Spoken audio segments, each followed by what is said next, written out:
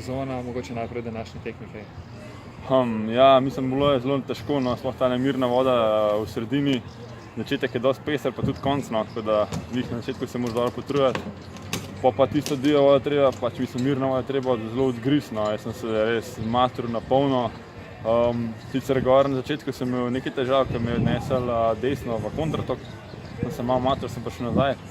In sem rekel, da je treba tole malo nazaj, da bi tiste sekunde noter. In jaz sem dal maks od sebe, tako da do tretje mesto je bilo čisto v redu. Računam pa več ali manj na jutrni šprint, ker upam, da bo še boljši rezultat kot danes. V tej sezoni ciljate visoko tudi v skupni razvrstitvi, za zdaj vam dobro kaže. Redno ste tu nekje v območju stopničk ali tik pod njimi? Ja, že v Banja Luki sem sebe presenetil s klasiko, da sem bil tam tretji, pa zmagal v šprintu.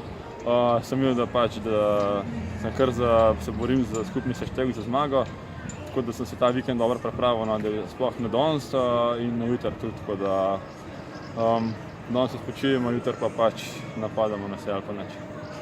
Sava, domača reka, koliko je bila to prednost, koliko jo poznate kot svoj žep?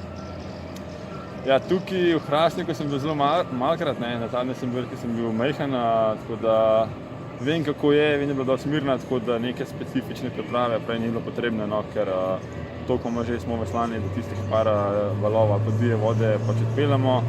Ostalo pa samo kdo je bolj grize.